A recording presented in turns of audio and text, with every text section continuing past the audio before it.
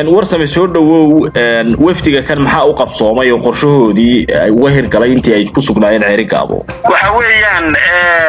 deemalmihii ugu dambeeyay gobolka waxa ku sugnaa waftiga waxa uga suura galay in gaadiid ciidamada madaniga ahaa SSB iyo kuwii GTN6 intii u yarayd inay madaxtooyada ku xereeyaan oo ka soo kaxeeyaan GD ay difaaca kaga jireen cadawga hor fadhiyay gaadiidkaas ay u soo wadeen madaxtooyada bay ku xereeyeen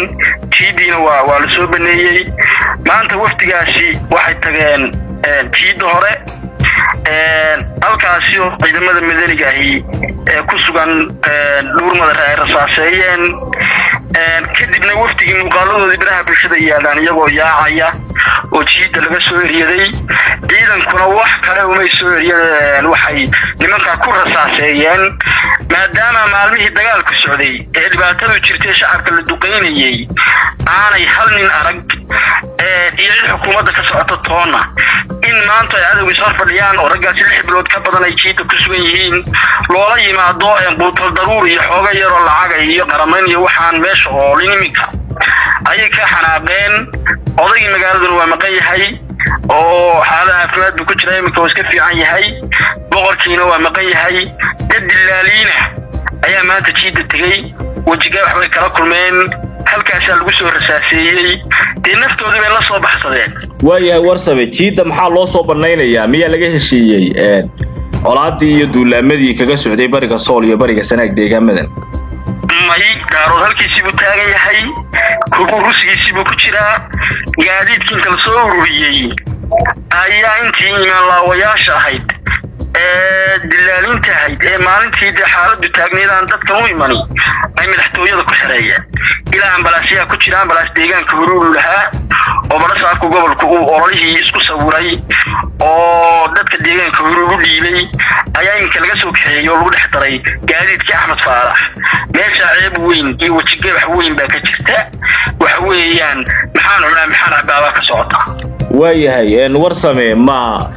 qorshe ah baa jira in lagu soo dhaweeyo waayeelkii iyo waxgaradkii beelaha harti marka ciidamadan madaniga meesha laga saaro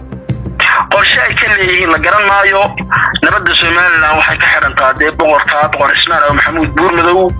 meelaan boqorkii marayn oo boqor Buurmadow joogin wax allaale wax ka soconaya ma jirto waayo cid wax nabadeynaysa ma wasiir magaala wax nabadeynaya mayna xakiim wax nabadeynaya dad wax ma garataahi inay gaadiidkii ciidamadii kala furfuraan oo garxajisi iyo Muuse Ismaaciil iyo ciidamadii maxay tooyeen habarjalo ay kala guraan marba laba gaari madaxtooyo ku xareystaan waa arrin ceeba waxa weeye waa rag xilmiyahoodii ay demeesha ku fadhiyeen laga gurayo laga jarayo ka dhigan arrintan waayahay gaadiidkan waa la buufiyay sida maanta la soo sawirayay oo ciidan qaran baa laga dhigay muxuu yahay walaaca ay dadka reer Sanaag qabaan ee ay kaga boodsan yihiin in la qarameeyo oo ay ciidan qaran noqdaan ciidamadan haatan madaniga ah aan wax xaquuqda lahayn ciidamada diidan ciidanka la qarameeyo laakiin sifa qarameynta loo maraa jira waxa weeye taliyaha ciidanka qarankeen ka dhalinyarada ah boqor Buurmadow iyo salaadiinta kale iyo maayarka Ceeri Gaabo iyo uqaasha kale in iskaga timaado bay ahayd oo uqaasha iyo taliska ciidanku uu hawsha galo laakiin dad dilaalin inay hawsha galaan oo dadkii kala furfuraan oo waxa weeye si degdeg oo wali degdeg meel ay ka wadaan oo garanayno mashruuc ay kala goosanayaan toone si degdeg hawshii loo galo arrintaas ay ka xun yihiin arrintan tala u baahnayd in la isaga yimaado waxa weeye ciidamadan jiida laga soo qaadin jiidi waa banaanta waxa weeye ciidamada Cabdulla Xaamid iyo kuwii Basanbuur waa ku sugan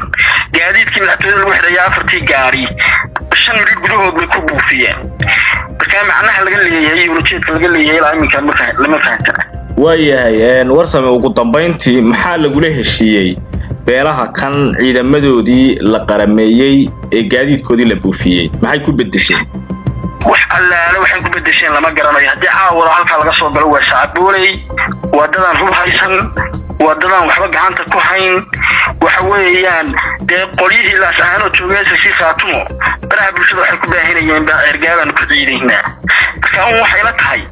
ciidankana dayminka sida la doonayo waa amar qaata ciidanka qaranka markii dagaalku socday waxa laga lahaa kelli rasaasa ayaa laga lahaa ciidamada midaniga ah dadka la baxsaday hadaan kuwa midaniga ah halka joogan oo laga baqayn bir hore ay gaabana la qabsan lahaa sanaagna gacanta lagu dhigi lahaa marka imkana waxay la tahay in loo soo banaynayo sidii magaalada gacanta looga saari lahaa waa tahay daawadayaal warsame kaafi ayuu ahaa oo si toos ah khadka iigu warramay